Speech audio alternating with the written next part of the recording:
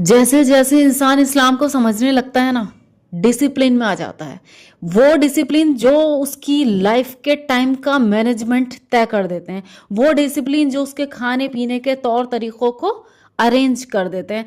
तो इस्लाम means discipline. जब आप उसको सीख कर और उसको फॉलो करते हैं ना कि अब इस रास्ते पर चलना ही है, then you become a very disciplined person. Khwaja Hasan Basri रहमतुल्लाह अलैह फरमाते हैं, ये सूरह आल इमरान की आयत नंबर 191 की तफसीर का हिस्सा है।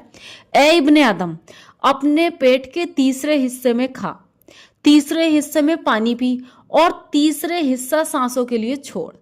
क्यों छोड़? जिसमें तू आखिरत की बातों पर, अपने अंजाम पर और अपने आमाल पर गौर व फिक्र कर सके।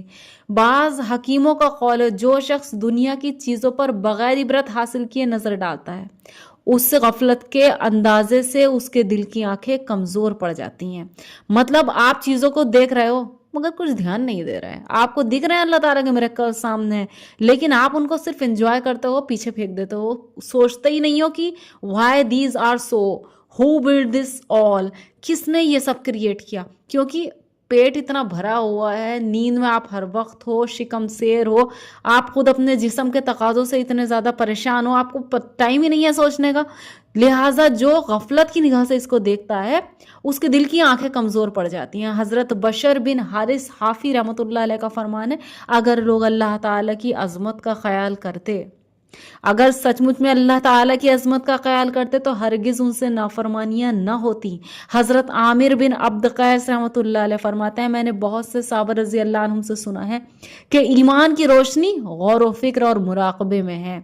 मसीह इब्ने मरियम सैयदना हजरत ईसा अलैहिस्सलाम का फरमान है, इब्ने आदम, ए ज़ईफ इंसान, जहां कहीं तू हो अल्लाह ताला से डरता रह, दुनिया में आजिज़ी और मिस्कीनी के साथ रह, अपना घर मस्जिदों को बना ले, अपनी आंखों को रोना सिखा, अपने जिस्म को सब्र की आदत सिखा, अपने दिल को गौर व फिक्र करने वाला बना, कल की रोजी की फिक्र आज न कर। यानी ये जो हमारी जानवरों की सी लाइफ है ना, अगर हम सिर्फ खाने के लिए जिंदा हैं तो खा तो जानवर भी रहे हैं, अगर हम सिर्फ सोने के लिए जिंदा हैं तो सो तो जानवर भी रहे हैं, और मौत के बाद भी सोना ही सोना है। अगर लाइफ का कोई मोटिव है ही नहीं, so your life can never be a disciplined life. Life का कोई डिसिप्लिन होना ज़रूरी है, उसका कोई मोटिव होना ज़रूरी है।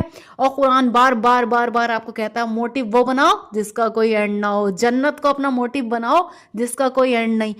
आखिरत की ज़िंदगी को अपना मोटिव बनाओ, दुनिया की ज़िंदगी अपने आप समर जाएगी। अल्लाह को अपना मोटिव बनाओ जिसको हासिल करने के बाद कुछ और हासिल करने की ख्वाहिश ना रहे। लेकिन ये कब होगा? जब हम गौर व फिक्र करेंगे, जब हम सोचेंगे कि भाई वी आर देयर, हमें ज़िंदगी क्यों मिली है, हम क्यों पैदा हुए, हम तो मरे हुए थे, हम तो दुनिया में थे ही नहीं। अगर हम एक्सिस्टेंस में आए हैं तो क्यों, और मरने के बाद हम कहाँ चले जाते हैं।